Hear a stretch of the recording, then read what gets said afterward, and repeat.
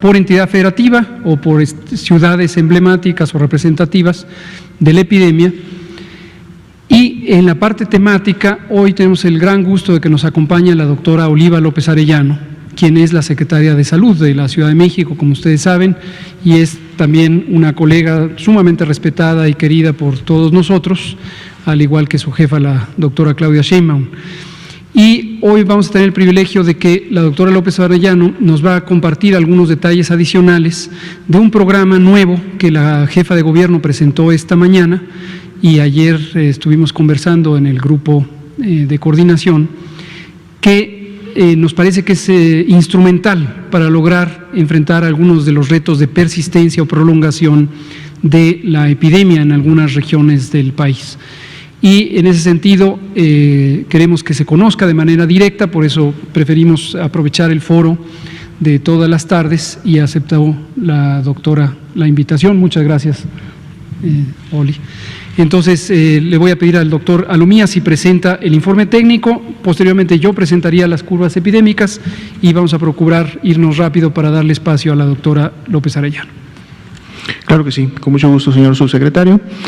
Buenas tardes a todas y todos. Bienvenidos a la conferencia vespertina número 103 en este 10º día de la nueva normalidad, donde recordemos lo que marca el ritmo de las acciones, sobre todo la apertura o el cierre de las actividades sociales, laborales, educativas y generales, pues es el semáforo de riesgo COVID. Veamos la siguiente diapositiva para solamente y rápidamente recordar que las 32 entidades federativas para esta semana que termina el domingo están en el máximo riesgo, que es el color rojo. La siguiente diapositiva, recordamos rápidamente esto para que la población lo tenga muy presente, cuáles son las actividades que estarían limitadas en un riesgo máximo como el que estamos durante esta semana. La ocupación hotelera hasta un máximo del 25%, pero no para una reactivación del turismo, sino para brindar, en este caso, servicio a las personas que están en trabajos esenciales. Servicios, lo que son restaurantes, cafeterías, sus servicios solamente para llevar o para recoger, y en el caso de los hoteles permanecen cerrados, por lo tanto solamente servicio a la habitación. Lo que son peluquerías, estéticas, barberías, pueden brindar sus servicios a domicilio, pero sus locales deben de permanecer cerrados y al hacerlo a domicilio, hacerlo con medidas sanitarias. Parques y plazas, sí hay una apertura de un aforo hasta un 25%, pero recordando que el mismo también es para la actividad física de la población, no para llevar a cabo congregaciones o reuniones como tal. Los mercados, supermercados, ya desde la Jornada Nacional de Sana Distancia, permanecen abiertos, es una actividad esencial, sobre todo porque la población tiene que poder procurar sus alimentos y sus insumos del día a día, pero se hace con un aforo al 50% y con solamente el ingreso de una persona por cada núcleo familiar. Y los juegos profesionales pueden llevar a cabo actividades a puerta cerrada, con estadios vacíos y cumpliendo con los protocolos sanitarios para cuidar la salud de sus jugadores y de su equipo técnico. En la siguiente diapositiva, y también rápidamente, las actividades que definitivamente están suspendidas, es decir, en semáforo rojo no debe de llevarse a cabo estas actividades, como son los gimnasios, los spas, los cines, los teatros, los museos, los centros comerciales, los lugares de culto, las congregaciones masivas, conciertos similares y los bares o similares, todos estos también deben de permanecer todavía cerrados hasta que se pueda llegar a un siguiente nivel de menor riesgo, que sería el de color naranja, y con también ciertas limitaciones que en su momento las veremos cuando algún estado alcance este color. Pasemos entonces a la primera diapositiva, que es la actualización de la pandemia. Vean los números y vean los porcentajes, se mantiene igual, pero esto también significa que no se visualiza un descenso, por lo tanto los casos que están saliendo de los últimos 15 días están ingresando en las últimas 24 horas y por lo tanto la epidemia se mantiene con este nivel de actividad de ese 23%, siendo la región de las Américas la que también mantiene. No ha habido un incremento, pero tampoco ha habido un descenso, se ha mantenido alrededor del 55% de la carga concentrada de la pandemia activa en el mundo. Veamos ahora sí los números para México. El día de hoy son casi 370,000 las personas que han sido estudiadas, clasificadas como casos sospechosos e ingresadas a protocolo de estudio. De estas, 186,570 ya dieron un resultado negativo a SARS-CoV, por lo tanto se descartaron a la enfermedad, pero 129,184 fueron confirmadas, o sea, dieron positivas a SARS-CoV-2 y viene a ser la cifra de casos acumulados de COVID-19 hasta el momento en México. Sin embargo, solo el 15%, que son 19,897, representan la epidemia activa, porque son las personas que han iniciado con signos y síntomas en los últimos 14 días. Veamos el mapa de la carga acumulada. Podemos ver los rangos de colores, son solamente 2 los estados que han alcanzado el máximo rango. De hecho, uno de ellos estaba en el rango previo y ahora está en el mayor rango. Y bueno, son las entidades también que iniciaron de manera temprana con la transmisión y que también en base a la cantidad de población que tienen, tuvieron la mayor posibilidad de generar muchos más casos que otras entidades federativas. En la siguiente diapositiva veremos esta misma información en orden descendente y ahí podemos encontrar estas 2 entidades federativas seguidas con un rango bastante menor de las demás. La siguiente diapositiva, ahora sí vemos solo los casos activos en los últimos 14 días, estos 19,897. Podemos notar también que el mapa de rangos no ha variado mucho en relación a los colores y en la siguiente diapositiva podemos ver precisamente cómo se encuentran, siendo también las 2 entidades federativas del mapa anterior las que se encuentran en el primer lugar, lo que quiere decir que esa actividad también es reciente y también forman parte importante de la epidemia activa en México. La siguiente diapositiva es nuevamente nuestro mapa, pero ahora por tasa de incidencia acumulada, haciendo siempre notar que esto sí es una comparación con base poblacional, por lo tanto nos da una mejor comparación entre las entidades federativas y además estamos viendo la tasa de los últimos 14 días, es decir, de la epidemia activa. Aquí está Tabasco, la Ciudad de México, Aguascalientes, Sinaloa y Baja California Sur como las entidades que tienen la mayor tasa de incidencia. Aquí no estamos comparando número de casos, estamos comparando cuántas personas por cada 100,000 habitantes tienen la enfermedad y por lo tanto eso nos representa una mejor visión de cuál está siendo la transmisión y la afectación de estas entidades. En la siguiente diapositiva vemos estas mismas tasas de incidencia en color verde, pero además agregamos una barra de color azul para poder tener el comparativo hasta hace 2 semanas, cómo se encontraba esta tasa de incidencia. La podemos revisar luego minuciosamente, pero en la siguiente diapositiva podemos ver rápidamente cuál fue esa diferencia porcentual. Si vemos que hay estados en negativo, quiere decir entonces que su tasa de incidencia de los últimos 14 días es ya menor que la tasa de hace 15 días, sin embargo están todavía por debajo de una reducción del 20%, lo cual más que una reducción real pudiera todavía significar más bien una estabilidad, que esa estabilidad hay que verla con cuidado porque una estabilidad pudiera rápidamente incrementarse o podría continuar disminuyendo, que sería lo esperado. Y también podemos ver en los primeros lugares de la izquierda, pues las entidades federativas que han tenido el mayor crecimiento en relación a la tasa de incidencia hace 15 días, lo que quiere decir que su epidemia se ha, distendido en su región geográfica y ha habido más casos en los últimos 15 días. Pasemos a la siguiente diapositiva.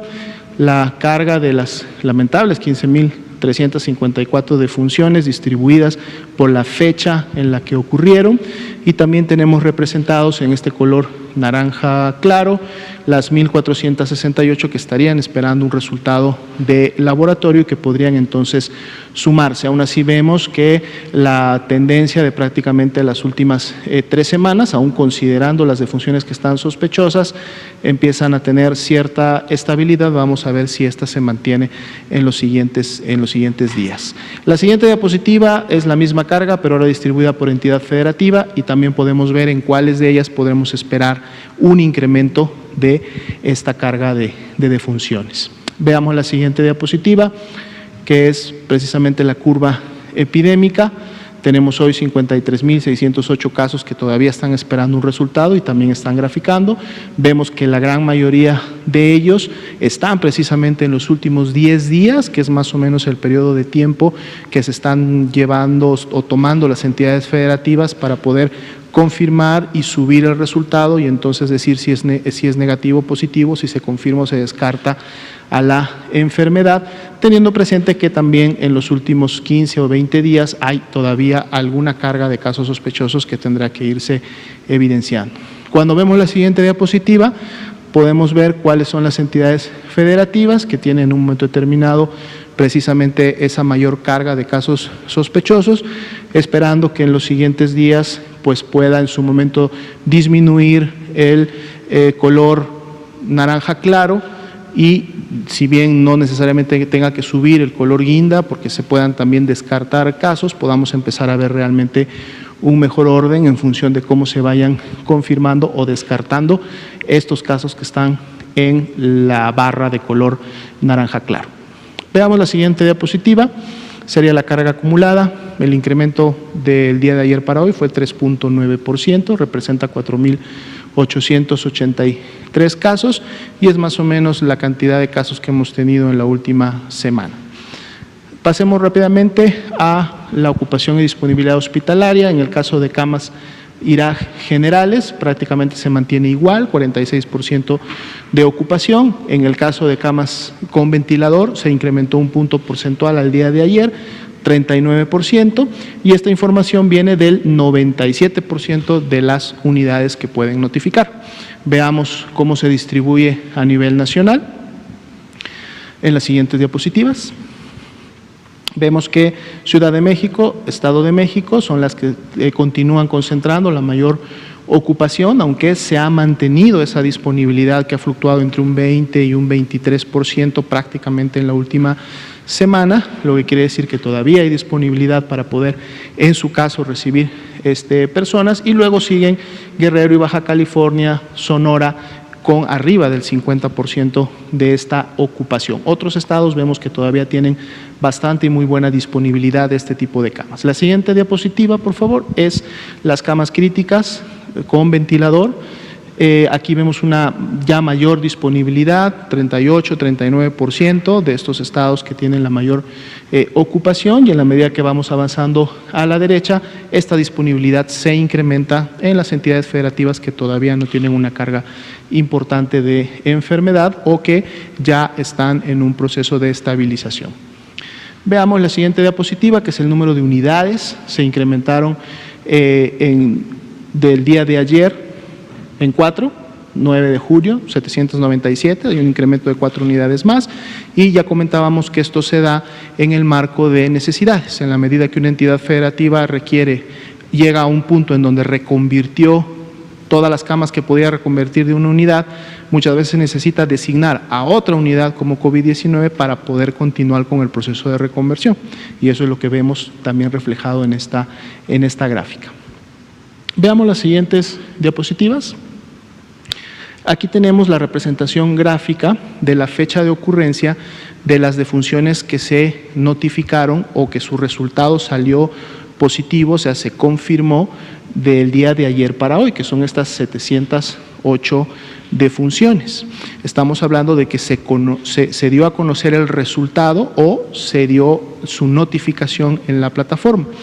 Lo que podemos ver, a diferencia de la semana pasada, por ejemplo, en donde sí veíamos un retraso importante en la notificación, ahora vemos que la gran mayoría de estas 708 defunciones que no ocurrieron en las últimas 24 horas, ocurrieron prácticamente en los últimos 10, 11 días, y la menor proporción de ellas ocurrieron prácticamente en los últimos 20 días. Pero esta es la distribución, lo podemos ver en el color azul que está sobre las barras guindas, de cómo se distribuyen por fecha de ocurrencia las 708 defunciones que se dan a conocer el día de hoy. En la siguiente diapositiva veremos la distribución de estas defunciones, de las barritas de color azul. Ahora están aquí solamente ellas, y las podemos ver también distribuidas por institución notificante y donde ocurrió la defunción. el IMSS concentra un 56-57%, la Secretaría de Salud un 29% y el porcentaje restante está en otras instituciones. Y aquí también podemos ver, a diferencia de análisis que veíamos la semana pasada, cómo se ha mejorado, se ha disminuido los días de retraso, porque ustedes pueden ver en la gráfica claramente que la mayoría de estas defunciones está en los últimos 10, 11 días, que es más o menos lo que se ha estado en los últimos mes y medio, casi 2 meses, es prácticamente el tiempo que se han estado tomando las diferentes entidades federativas, la Red Nacional de Laboratorios, el SINAVE en sí, en poder realizar una confirmación y notificar esta a la plataforma, y vemos que son ya muy pocas las que se distribuyen después de estos 10 días. Entonces, cada vez que se tenga un número de funciones, vamos a estar llevando a cabo estas gráficas para que ustedes vean exactamente cómo se distribuyen en el tiempo en las que ocurrieron. Sería la autorización para esta noche. Muchas gracias, doctor Alomía. Yo les presentaré las curvas epidémicas. Hace unos días alguien preguntaba cuántas curvas hay. Retomo sobre esto, hay tantas como se necesite. Nosotros habitualmente estamos trabajando un grupo de curvas epidémicas, son 56, que le hemos pedido a los colegas de los institutos de matemáticas con los que hemos estado trabajando, los centros públicos de investigación y el Instituto de Matemáticas de la UNAM, que coordina la doctora María Elena Álvarez Builla, esta respuesta de apoyo hacia las políticas públicas, y cada semana nos entregan un paquete de actualizaciones de la predicción. Este es el grupo que le llamamos el grupo AMA, que ya fue presentado por la doctora Álvarez Builla. Hay otro grupo que también está haciendo otros modelos complementarios. No hoy, pero en su momento ya comentaremos sobre los distintos abordajes metodológicos de la modelación matemática y las posibilidades y limitaciones que puede tener cada modelo. Y por esa razón utilizamos un conjunto de modelos. Aquí presentamos solo uno, que es este que hace el grupo AMA, 2 investigadores del grupo del CIMAT, el Centro de Investigación en Matemáticas, Centro Público CONACYT, y un colega del Instituto de Matemáticas de la UNAM. Y este grupo AMA nos hacen el modelo que ustedes han visto habitualmente. Pero hay otros modelos, en otros casos, insisto, no lo detallaré hoy, hay modelos que son más útiles para las predicciones del periodo posterior a que se llega al punto máximo, y en su momento hablaremos de eso. Pero nos interesa, como lo hemos hecho en todas estas ciento y tantas conferencias, que podamos tener una conversación, una presentación de los eventos que van ocurriendo. A veces son noticias positivas, alentadoras, a veces no lo son, y simplemente es lo que está ocurriendo y es lo que uno no quisiera que pase, pero es lo que ocurre, y es imprescindible que ustedes como comunicadoras y comunicadores y toda la audiencia sepa exactamente lo que ocurre. Esto lo digo en particular porque las primeras planas de algunos periódicos nacionales me llamaron la atención hoy. Parecieran encontrar un punto de controversia entre el doctor Jorge Carlos Alcocer Varela, mi jefe, el secretario de Salud, su expresión respecto a en qué momento de la epidemia estamos, y la que yo mismo utilicé ayer cuando estábamos aquí juntos con el presidente en la conferencia matutina. A veces puede pasar que alguien destaca más un aspecto que otro, y es interesante porque en la comunicación social ya le toca al comunicador, comunicadora, o al editor, editora de los diarios lo que quiere encontrar interesante. Nos parece respetable toda manera de expresarlo, pero aquí lo que les puedo decir desde el punto de vista técnico es: no hay contradicción alguna, porque estos son claros oscuros. Hay aspectos positivos, como lo veremos en estas curvas, hay aspectos que son retadores, hay aspectos que, como lo hemos señalado también en algunos casos, requieren una atención particular. Yo sé que es difícil, lo mencionábamos también en varias ocasiones, a veces la sociedad quisiera tener una sola idea de lo que ocurre en un solo momento con absoluta certidumbre, pero así no funciona la realidad y así no funciona tampoco los recursos científicos y técnicos que consideran fenómenos tan complejos y tan diversos como una epidemia. Veamos de manera práctica a qué me estoy refiriendo. Esta es la curva del Valle de México. Aquí está Valle de México a la fecha 8 de junio, hace un par de días, cuando hicimos esta actualización del informe. Ya saben ustedes que esto se interpreta de la siguiente manera. Tenemos una curva epidémica. Vean ustedes cómo la curva además tiene ciertas fluctuaciones o variaciones, no siempre es una montaña perfecta, y la línea negra sólida representa una predicción al 50%. Esto ya lo habíamos comentado previamente. La línea punteada arriba es una predicción al 90% y la línea punteada abajo es una predicción al 10%. La manera de interpretarla es, si cortáramos una rebanada de esta curva, que creo que todos podemos ver la analogía con una montaña, si le hiciéramos una rebanada, encontraríamos esas curvas. Si nos posicionamos en la curva de hasta arriba, la punteada, querría decir que hay 90% de probabilidad de que se llegue hasta ese punto, con los casos de ese día, y basado en la información del momento en que se hizo la predicción. Si nos posicionamos en la curva sólida, es 50% de probabilidad de que los casos lleguen hasta ese punto. Si nos posicionamos en la de abajo, es 10% de probabilidad de que llegue hasta ese punto. Y es una predicción, no es una garantía de que esto va a ocurrir, es una predicción. De modo que en el carril que separa a las curvas 90 y a la curva 10, hay 80% de probabilidad de que por ahí esté el número de casos. Y la curva epidémica, como toda curva epidémica, tiene en el eje horizontal las fechas y en el eje vertical el evento de interés, en este caso los casos nuevos de COVID confirmados.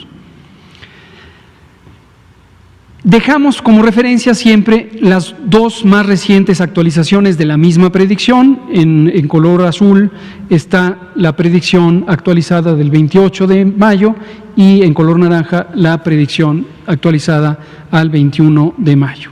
Finalmente, aquí marcamos la fecha vigente, cuando se hizo la actualización de los datos, y los datos están representados en estas columnas rojas.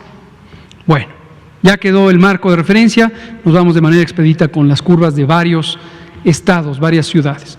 Este es el Valle de México, esto incluye la Ciudad de México y los municipios conurbados que son parte del Estado de México. ¿Por qué? Por razones naturales, se comporta en términos demográficos, en términos económicos y en términos consecuentemente epidemiológicos como una sola entidad, aunque en términos político-administrativos sean dos estados libres y soberanos. Y vean ustedes cómo recordarles que el punto, que aquí está el 7 de mayo, recordarles que esta 7 de mayo, habíamos dicho entre el 6 y el 8 de mayo llegaremos al punto ACME, al punto máximo. Cosa que ocurrió en su momento, si revisan curvas, esta misma curva en fechas pasadas, habíamos tenido eso. ¿Qué estamos viendo? Que la predicción, desde luego, quedó rebasada porque hay persistencia. Llevamos ya cerca de 17, 18 días en donde se ha estancado el descenso de la curva, no tiene un patrón ascendente. Esto no debe distraernos, estas espigas que salen periódicamente, que suelen ser retrasos en el proceso de notificación. Hemos comentado muchas veces que los fines de semana hay menor eficiencia de la notificación, razones múltiples, incluida la ausencia de personal, y se actualizan en lunes y martes generalmente. Pero ya no está teniendo un patrón descendente como en su momento lo tuvo, aunque había rebasado un poco la curva de predicción, y está teniendo una meseta. Esto hoy es particularmente importante porque precisamente ante esta realidad es que el programa que hoy nos presentará la doctora Oliva López Arellano, secretaria de Salud de la Ciudad de México, tiene una relevancia extrema. Es, desde nuestro punto de vista, lo podemos decir a priori, una de las respuestas más integrales y más oportunas que hemos visto por parte de una entidad federativa ante una realidad epidémica. La siguiente. Y en cada uno de estos casos vamos a ver 3 curvas: la de casos nuevos identificados en la comunidad, es la primera; la segunda, hospitalizaciones en camas generales; y la tercera, hospitalizaciones en terapia intensiva. Esta es la de hospitalizaciones. Vean que varía un poco. La representación para hospitalizaciones no son hospitalizaciones nuevas. Por favor, tomen muy en cuenta ese dato para que no se malinterprete. No quiere decir que este es el número de nuevas hospitalizaciones en ese día, o en este día, o en este día. Es el número de personas que en ese día estarán en el hospital. Algunos son nuevos de ese día y otros son los que ya llevaban varios días. En promedio, la hospitalización en cama general se lleva 7 días y la hospitalización en terapia intensiva en este momento se está llevando hasta 23 días, con una importante variación, y hay quien lleva más de 2 meses hospitalizada u hospitalizada. Vean la hospitalización con respecto a la predicción. A pesar de que tenemos una cantidad importante de casos por encima de la predicción, la hospitalización está todavía por debajo de la predicción, lo cual es ahí donde están los claroscuros. ¿Nos gusta que haya demasiados casos adicionales a la predicción? Por supuesto que no, pero es una realidad y tenemos que conocerla. Si eso lleva a que se sature el hospital, no, afortunadamente no, como lo mostramos en el monitoreo de la hospitalización. Y aquí tenemos la predicción, pero ciertamente está también estancada el cambio y rebasa ya un poco de la predicción, no está en el sentido de lo que queremos. La siguiente. La terapia intensiva aún menos, tuvo un periodo sostenido de incremento, pasó del punto de la predicción, de la fecha de predicción, y se ha mantenido. Aquí ya está en una meseta con un descenso ligero, todavía muy ligero para ser interpretable, pero ojalá que en su momento empiece a descender, por supuesto más allá de la predicción, pero definitivamente no rebasando la ocupación disponible o la capacidad de ocupación disponible. La siguiente, por favor. Cambio de lugar, Tijuana, Baja California. Tijuana, Baja California. Se cumplió la predicción, llegó al punto máximo, eso ocurrió el 25 de abril, posteriormente empezó a descender y la predicción ha sido muy apropiada para lo que ocurrió en la realidad.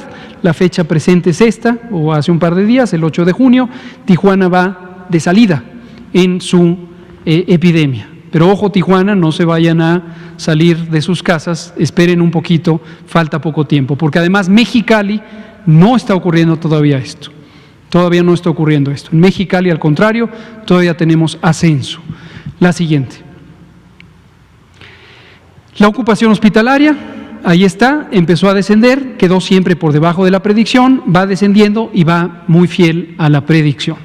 La siguiente, ocupación en terapia intensiva, Tijuana, se rebasó la predicción, es una meseta larga, y esto es un efecto, se podría decir, paradójico, es un efecto donde algo no deseado, más bien algo deseado se convierte en algo no deseado. Lo explico de esta manera. Entre más éxito se tiene en la atención de las personas en terapia intensiva, eso es algo positivo, porque la probabilidad de que se recuperen y sobrevivan a la hospitalización, pues es alentadora. Sin embargo, se mantienen en el hospital y obviamente ocupan camas y obviamente no se desciende en cuanto a las camas utilizadas. La siguiente. Cancún, Quintana Roo, en general bien, rebasó la predicción, sí la rebasó, pero desde el momento del ACME, que está gruesamente aquí, se había predicho para el 27 de abril, hemos tenido un decremento sostenido. Entonces, esos son casos nuevos. Cancún, la siguiente. Hospitalización en Cancún, siempre estuvo muy por debajo de la predicción y con holgura respecto a las camas disponibles, la siguiente.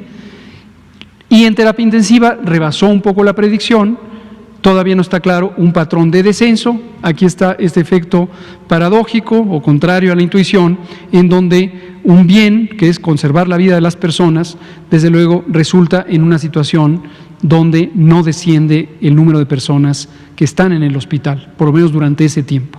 La siguiente. Culiacán, Sinaloa, en su momento iba bien hasta este punto y luego empezó a tener una especie de segunda curva. Ahorita vamos a ver de otro estado que ya hemos comentado, donde este fenómeno se ve más claramente. Pero definitivamente rebasó la predicción. Estos son los casos nuevos y con mayor razón en Culiacán se tienen que mantener en casa, reforzar los cierres de ciertos espacios públicos, incluyendo los centros comerciales. La siguiente.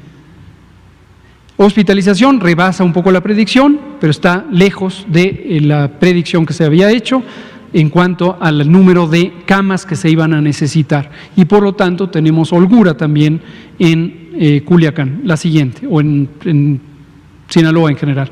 De terapia intensiva, más retador, llegó gruesamente a 4/5 del punto de máxima capacidad y ahí está Culiacán, terapia intensiva. La siguiente. Villahermosa, Tabasco. Con Villahermosa hemos ilustrado, ustedes han visto esta curva en tiempo prácticamente real. No la presentamos diario porque no se apreciarían los cambios, no son tan notorios si lo vemos diario, pero aquí está cada semana y vemos los cambios.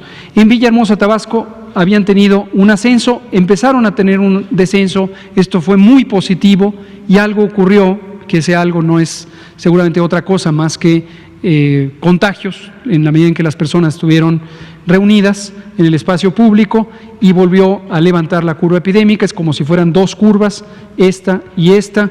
Técnicamente esto se llama curva bimodal, rebasa la expectativa de la proyección. La siguiente, sin embargo, en hospitalización tenemos todavía holgura respecto a lo que se previó y los recursos que existen, rebasa un poquito la predicción, va a tardar más el descenso. La siguiente, la terapia intensiva con también exceso de lo que se había predicho.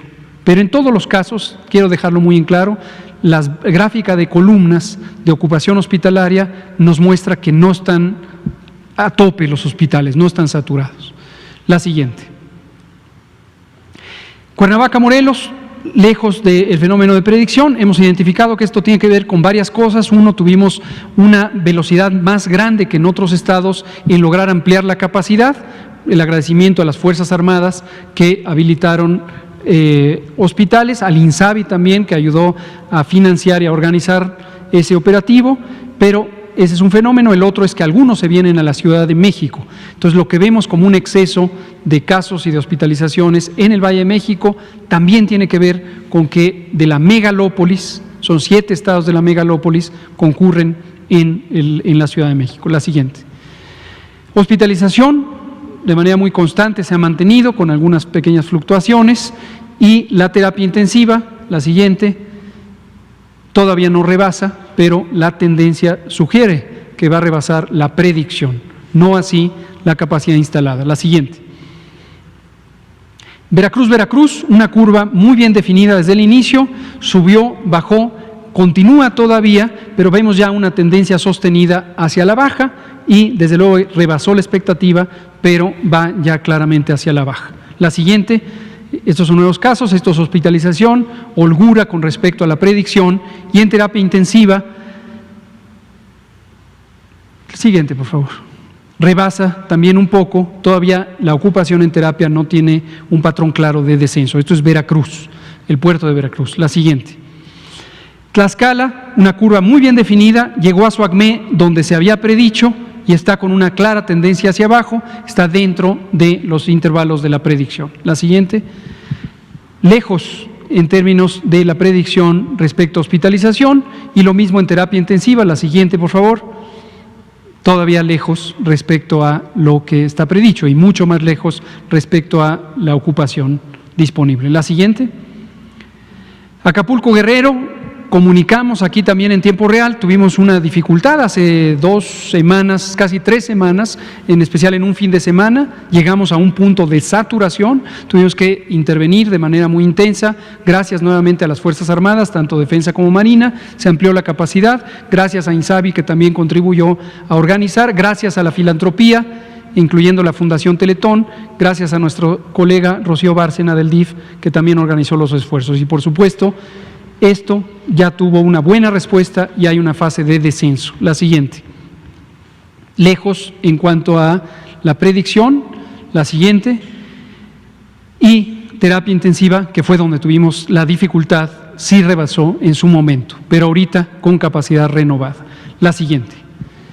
Oaxaca, al inicio tenía una curva muy difusa, muy generalizada, que tenía que ver con un estado muy disperso geográficamente, con un sistema de salud muy concentrado en la capital y, sin embargo, ya después ha cobrado forma, hay un descenso ya muy claramente identificable. La siguiente. Le llamamos descenso identificable, o sea, es un poco arbitrario, cuando por más de 2 semanas después del momento ACME ya se ve un patrón sostenido de descenso, pero quiero dejar muy en claro, no es garantía de ninguna manera, en ningún caso, es garantía de que va a seguir la trayectoria.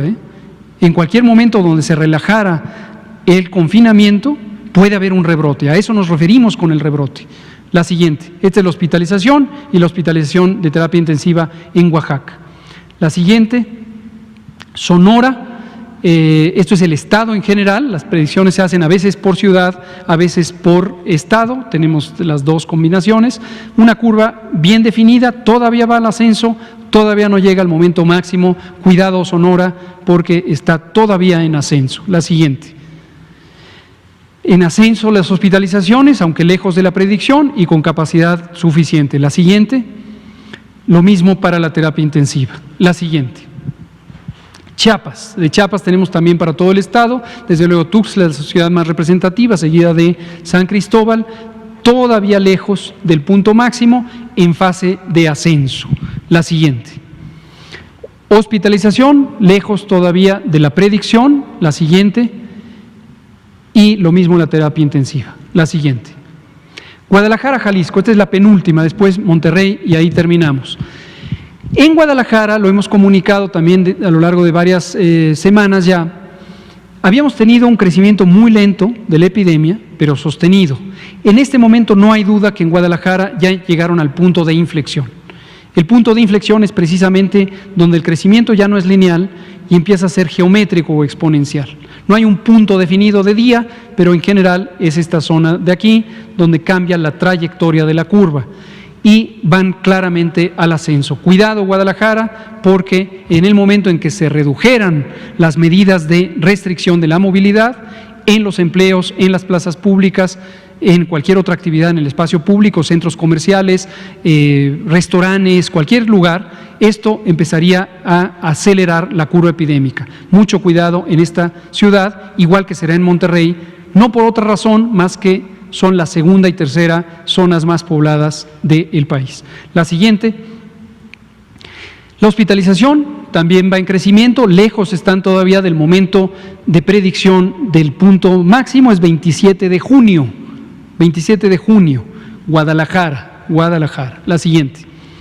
Y la terapia intensiva lo mismo, va en ascenso. La siguiente. Monterrey, finalmente, características, está lejos de la predicción, sin embargo, también ya con un patrón de ascenso sostenido. Es probable que en las siguientes pocas semanas, durante este intervalo, esto empiece a definirse mucho más alto y que cuando hagamos la actualización, o hagan más exactamente los matemáticos, la actualización de la predicción, tengamos una curva mucho más aguda, más alta y más corta. Sin embargo, en la predicción, hasta el momento, esto es 25 de agosto, y todavía, aquí está truncada por el ejercicio visual, pero esto se va a proyectar hasta septiembre y hemos dicho podría llegar a octubre. Por eso dijimos Monterrey puede ser la última de las epidemias en las urbes. Cuidado Monterrey, porque en el momento en que redujeran la restricción de movilidad en sitios públicos, sitios de congregación de cualquier naturaleza, incluidos los empleos formales, sobre todo aquellas empresas que son de alta densidad, de alta cantidad de personas trabajando, esto podría contribuir a disparar la curva epidémica. Me parece que son las últimas. Hospitalización en Monterrey, en camas generales, y hospitalización en terapia intensiva en Monterrey, Nuevo León. Son todas. Doctora Oliva López Arellano, le doy la palabra, por favor. Gracias. Buenas tardes a todos y a todas. Pues primero inicio agradeciendo la invitación a esta conferencia técnica, conferencia 103. Un saludo de la doctora Claudia Sheinbaum Pardo, jefa de gobierno, quien presentó hoy, justamente en su conferencia en la mañana, el programa de detección, protección y resguardo de casos COVID-19 y sus contactos. O sea, este es un programa que intensifica algunas de las acciones que ya el gobierno de la ciudad ha venido desarrollando desde el inicio de la pandemia, pero también que amplía sobre todo algunos dispositivos tecnológicos y sobre todo también el trabajo en territorio y la identificación temprana de casos y la búsqueda intencional de contactos.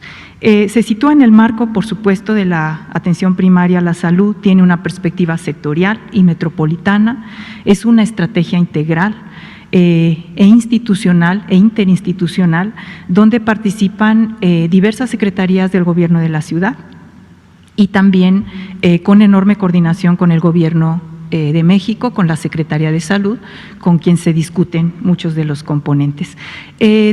Parte de esta perspectiva de que las epidemias, si bien se tienen que contener, atender en las áreas hospitalarias, un componente fundamental para el éxito de su contención, de su mitigación, tiene que ver con el trabajo en territorio. Y en esa perspectiva, y el trabajo en territorio y además con la corresponsabilidad y la solidaridad de todos. Entonces, la tarea en esta fase sigue siendo cuidarnos todos, cuidarse cada quien, y en ese sentido tiene dos componentes. Tiene dos componentes, lo que sería las recomendaciones para los ciudadanos, ¿sí? La responsabilidad de todos, una responsabilidad compartida, solidaria. Los ciudadanos tienen un conjunto de tareas para cuidarse y cuidarnos entre todos. Proteger y protegerse, reglas básicas. Si no tienen que salir de casa, dado que todavía estamos en semáforo rojo, es mejor que permanezcan en casa. Esa es la recomendación inicial. Si hay que salir porque estamos vinculados a actividades esenciales o porque la situación de esas personas nos obligan a salir a buscar el día a día para poder sobrevivir, entonces no arriesgarse, usar lo que ya sabemos, el cubrebocas de manera correcta, el lavado de manos, el gel, la sana distancia, estornudo de etiqueta y cuidar a los más vulnerables. Esto es muy importante porque es la población en situación de riesgo, ya sabemos que son adultos mayores y poblaciones con comorbilidades. Al menor síntoma, quedarse en casa, esto sin lugar a dudas, esto permite también reducir el contagio. Al menor síntoma, aislarse, mandar mensaje para usar este dispositivo que también se actualiza, el texto SMS 51515 COVID, con la palabra COVID, para tener acceso a este sistema de seguimiento automatizado y de diversos filtros. Y un conjunto de acciones que se despliegan para disminuir los contagios.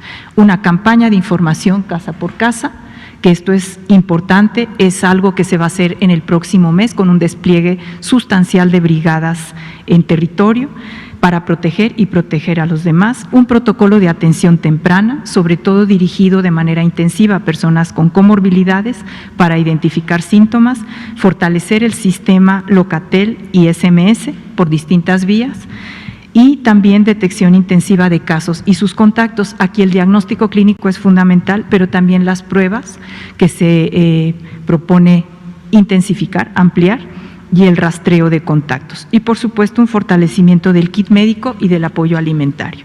Los objetivos del programa son salvar vidas, esa es nuestra tarea fundamental. También identificar tempranamente los casos para que se evite o se disminuya el riesgo de que se vuelvan casos graves. Para esto, las aplicaciones, el SMS, el contacto telefónico, la búsqueda intencional a través de estos filtros de dispositivos electrónicos, pero también la búsqueda en campo es importante. Vamos a mejorar la identificación por medio de incrementar el número de pruebas que tiene la lógica de vigilancia epidemiológica, pero también de intensificación de rastreo en los 117 centros de salud T3 y T2 que tiene la ciudad, y también en reducir el tiempo de entrega de resultados. Porque esto es muy importante, porque en la medida que tengamos un resultado rápido, podemos fácilmente, esa persona desde el momento en que tiene síntomas debe estar aislada, pero en el momento en que tenemos un resultado positivo, en ese momento avisar a sus contactos, que pueden ser asintomáticos, pero que se aíslen de manera rigurosa los 14 días que se recomiendan. Cortar la cadena de contagios, aislar de manera temprana a los casos positivos y detectar y aislar a las personas asintomáticas. Esto también es importante porque diversos estudios han mostrado que un porcentaje muy importante, alrededor del 40% de los casos, pueden cursar asintomáticos. Pasamos de una estrategia general, y esto es fundamental, entenderlo, de aislar a toda la población, de la jornada de sana distancia, del resguardo domiciliario para todos, a una semaforización. Y en este momento de semáforos, lo que interesa mucho es una identificación temprana de los casos, una identificación intensiva de los casos y de los contactos. Por supuesto, proteger a las personas que tienen que estar fuera de casa, realizar actividades esenciales, o por necesidad de estar fuera de casa, proteger a los más vulnerables y a las personas contagiadas, por supuesto, resguardarlas, sean sintomáticas o asintomáticas. La campaña, el programa tiene varios componentes. El primero tiene una campaña de información casa por casa. Sí, esto queremos que llegue a todas las casas de la ciudad, la información de protegerse y proteger a los demás. 5,000 brigadistas se van a desplegar y en un mes está planteado que se recorrería toda la ciudad. El segundo elemento es este protocolo de atención temprana, donde se identificarán los síntomas, sobre todo los síntomas de disminución de capacidad de oxigenación. Se está planteando un seguimiento intensivo a través de identificar aquellas. Tenemos un levantamiento de personas que van a los centros de salud, que van a las unidades de salud. Tenemos identificadas las personas que tienen comorbilidades y que están atendidas en estas unidades. Entonces, sobre todo diabéticos, hipertensos, obesos, vamos a hacer un seguimiento intensivo con mediciones y con seguimiento personalizado. El fortalecimiento del sistema Locatel, como ya lo decía, la detección de casos a través de los diagnósticos clínicos. La siguiente, por favor. En la campaña vamos a desplegar este tipo de de trípticos, de dípticos, de carteles, las reglas básicas, cómo proteger y protegerse, porque de nuevo insistir, las epidemias se ganan trabajando en territorio, con las personas, sumándolas y con la solidaridad y el cuidado de todos para todos. La orientación general es evitar contagios, la responsabilidad de que si tenemos síntomas, estos síntomas que ya se han difundido, que son fiebre, dolor de cabeza, secreción nasal, tos seca, malestar general, dificultad respiratoria, todos estos síntomas debemos resguardarlos. Mientras sea sí o no, sea diagnóstico clínico, diagnóstico comprobado con prueba, debemos resguardarnos y avisar a nuestros contactos. Nuestros contactos directos, en el momento en que uno tiene síntomas, deben saber y deben aislarse también. Y la campaña tiene este sentido. También, la siguiente, el protocolo de atención temprana va a tener un componente muy importante de capacitación a médicos generales y a enfermeras, una actividad de capacitación masiva que va a coordinar la Secretaría de Educación, Ciencia, Tecnología e Innovación en conjunto con institutos nacionales y con la Facultad de Medicina para hacer una posible identificación, sobre todo de médicos que están trabajando en el primer contacto, en el primer nivel, y rápido puedan identificar aquellos datos de alarma, aquellas personas con comorbilidades, darles seguimiento. Aquí también es obligatorio, y esto es importante, obligatorio el uso en todas las unidades de salud del SMS 51515 COVID-19. ¿Por qué? Porque esto nos permite un seguimiento automatizado. También vamos a hacer este monitoreo para la salud con las mediciones a través del oxímetro. Sabemos que hay unos niveles normales, la recomendación es que por abajo de 90 o menos de saturación de oxígeno medido por oxímetro digital es un dato de alarma y la recomendación es ir a la unidad médica para la canalización temprana y la atención hospitalaria, sobre todo para llegar pronto evitar las complicaciones y tener una atención temprana. La atención intensiva en términos de aquellos grupos, como ya señalaba, personas con obesidad, diabetes, hipertensión, enfermedad pulmonar obstructiva crónica, por supuesto adultos mayores. La recomendación siempre es resguardo. Si no tienen que salir, estas personas deben mantenerse resguardadas. En el semáforo rojo tienen que permanecer resguardadas. Y ya nada más para ir cerrando, la modificación del sistema SMS y sus distintas vías. Se fortalece este sistema automatizado, es obligatorio, como ya señalaba, en unidades de salud públicas y privadas. Locatel 911 se modifica para tener atención temprana, para evitar que los casos se lleguen graves a las unidades de salud, a los hospitales. Se hace un seguimiento de casos leves, que puede hacer un seguimiento, tanto el filtrado telefónico como el seguimiento en casa y la toma domiciliaria de muestra. Se envía el kit médico, la despensa y el apoyo económico. Por supuesto, se fortalecen, y esto es una oportunidad de esta situación pandémica, de fortalecer formas innovadoras, formas que están presentes en la ciudad, pero que se van a fortalecer, como la telemedicina, con personal médico capacitado. Ya hay distintos grupos que están trabajando en esto, de fortalecer la telemedicina, el diagnóstico a distancia, la asesoría, la comunicación y la canalización oportuna de casos sospechosos, sobre todo a los 117 centros monitores COVID que tiene la ciudad, para hacer la toma de muestras. Se plantea incrementar la toma de muestras a 2.700 pruebas diarias. En este momento estamos haciendo 1.000, entonces hay una propuesta de duplicar en los centros de salud. Y esto es importante porque no es solo la toma de muestra en el hospital, que es importante y que se sigue haciendo a los enfermos graves, no es solo la toma de muestra al personal de salud, sino una toma de muestra orientada a personas que tienen síntomas leves, que se les visitará en su casa, o que no tienen síntomas y fueron contactos y se les toma en los centros de salud. 2.000 servidores públicos haciendo rastreo telefónico para los casos positivos y para la intensificación de este rastreo de contactos. Las brigadas de salud en tu casa haciendo el rastreo de campo, que es una actividad permanente de vigilancia epidemiológica, pero que se intensifica y se orienta a la búsqueda intencional de casos COVID y sus contactos. Aquí es muy importante lo que se ha planteado, la diversificación de laboratorios públicos, el aumento de la capacidad de procesamiento para tener estas muestras. El fortalecimiento del kit médico se entrega, se han distribuido hasta este momento 12.800, es un apoyo con despensa, apoyo económico, y el kit médico, que para el caso de los enfermos con comorbilidades, diabéticos, hipertensos, que tenemos una base de datos, están identificados en los centros de salud y a través del SMS se seguirán identificando, y de Locatel se anexará a lo que ya tenía, termómetro digital, el gel alcohol, el paracetamol, el cubrebocas, se anexará también un oxímetro para que estén monitoreando sus niveles de oxigenación.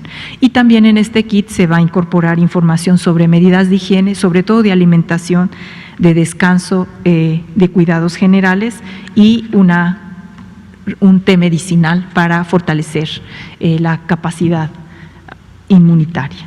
Entonces, esta ya al final, la última, por favor.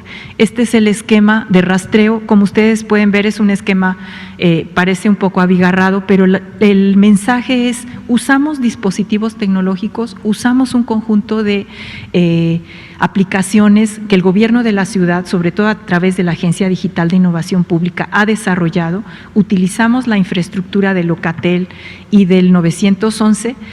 Eso, por un lado, para articularlo con el trabajo en territorio, con distintos grupos de filtrado y con la intensificación de acciones, la búsqueda intensiva en territorio de contactos, de casos, la búsqueda de estos casos clínicos, pero también las pruebas que se harán en términos de orientar a esta vigilancia epidemiológica, a esta identificación temprana, y sobre todo para el aislamiento y el resguardo. O sea, aquí transitamos de un aislamiento general, de un resguardo domiciliario general, a un un trabajo en territorio con todos los dispositivos tecnológicos, un trabajo en territorio para ir construyendo espacios, y esa es la idea, barrios, zonas, territorios, colonias libres de COVID. Esa es nuestro propósito, y creemos que en esta fase de semáforo rojo nos puede permitir transitar. Si nos cuidamos y cuidamos a los demás, podemos transitar rápidamente a otros momentos de color de semaforización. Muchas gracias. Muchas gracias, doctora Olinka, por favor, y Carlos. Y ahorita usted. Gracias. Daniela. Aprovechando que está la Secretaria de Salud, estas 2.700 pruebas que entiendo van a aplicar diariamente en la Ciudad de México incluyen los 13 centros de readaptación social.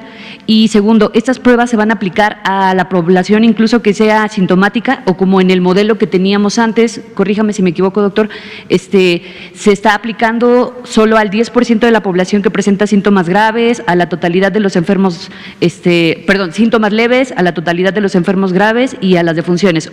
¿Cualquier persona puede acudir a solicitar estas pruebas? Se ampliaría el margen, digamos, se mantiene el sistema de vigilancia epidemiológica, se mantienen los centros monitores COVID, pero lo que se intenta hacer es en territorio identificar esos casos y los contactos. Y como sabemos que hay un porcentaje muy importante de contactos asintomáticos, entonces se aplicarían las pruebas. Siempre hay un criterio epidemiológico, esto es importante señalarlo. Las distintas estrategias lo que hacen es desplegar una serie de dispositivos para en conjunto, ¿sí?, utilizar todos los recursos que hay desde una mirada epidemiológica y una mirada de atención integral y de territorio, usando todos los dispositivos que tenemos disponibles en la ciudad. Lo de centros de readaptación social es algo que se está haciendo, se sigue haciendo, también se va a ampliar, pero tiene una lógica distinta. ¿Cuántas pruebas se están haciendo en los 13 y a cuántos la van a ampliar? Se están haciendo en este momento, a ver si de memoria lo recuerdo, tenemos casi 3,000 pruebas realizadas, ¿sí? Y tiene una lógica también de prevención, porque se hace antes de que ingresen en el proceso de reclusión, se aplica ahí la prueba, se esperan las personas y hasta que tiene negativa o positiva es que puede seguir su trayectoria. Entonces se van a ampliar a más personas. Se están haciendo a todos los que ingresan, pero se va a ampliar a custodios, pero tiene una lógica distinta, como tiene una lógica distinta intensiva, por ejemplo, lo que se hace en mercados públicos o en la central de abastos, ¿sí? Son distintos dispositivos. Lo que se está diciendo de 2.700 pruebas es la que se hace en la red de centros de salud de la Ciudad de México. Aquí aprovecho para su pregunta, es que este tema me interesa que quede muy claro y quedan solo 2 minutos. Por semanas, quizá meses, ha persistido una idea que es importante verla de manera más técnica. La idea es el número de pruebas. Y ha existido una serie de consideraciones, no solo aquí, que son verdaderamente no fundamentadas, como el famoso mito de que el número de pruebas que hizo Corea le llevó al éxito del control. No funciona así. No es de que entre más le sube uno al número de pruebas, mejor es el control. No existe ninguna conexión técnica, científica, lógica, automática entre el número de pruebas y el éxito del control. ¿Por qué no? Porque todo depende, como acaba de señalar la Secretaria de Salud de la Ciudad de México, de cómo se usan las pruebas, con qué objetivo, en qué momento, a qué personas y, lo más importante, qué decisión deriva de la prueba. Si yo hago las pruebas y no hago nada al respecto, puedo hacerle pruebas a todos y cada una de las personas todos los días y eso no va a llevar al control epidemiológico. Por la razón, una de las múltiples razones por las que este programa de la Ciudad de México nos parece, como lo dije al inicio, tan prometedor y tan pertinente y tan oportuno, es porque tiene una lógica técnica muy clara, muy integral, que se basa en los fundamentos de un modelo esencial de la salud pública que se llama atención primaria de la salud.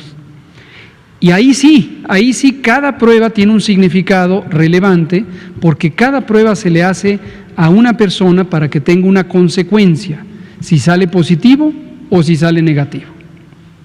Pero pensar en que simplemente el número de pruebas y celebrar que ya se van a hacer más pruebas no tiene sentido.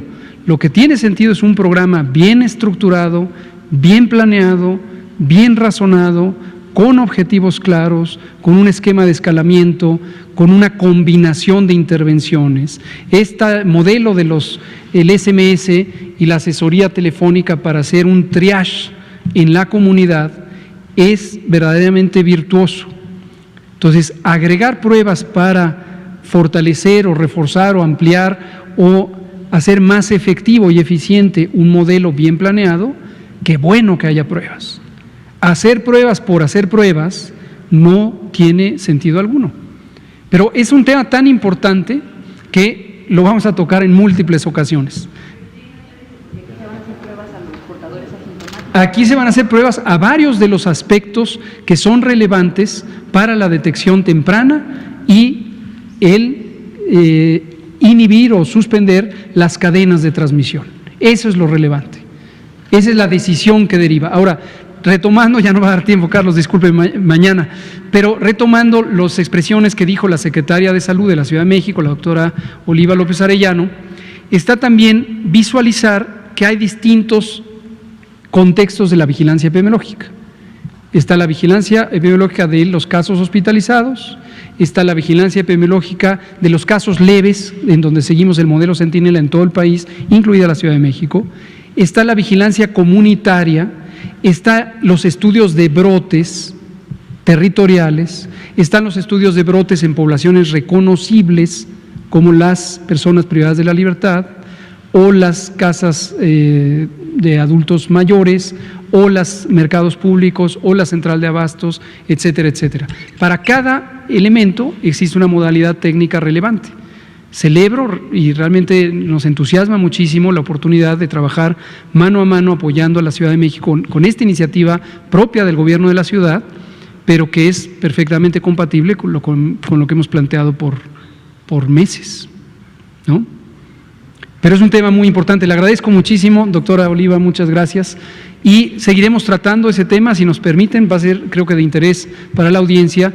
Y ojalá que, para que logremos tener un mensaje que ayude a que la población, como lo dijo al inicio la Secretaría de Salud, la doctora López Arellano, es un asunto de corresponsabilidad.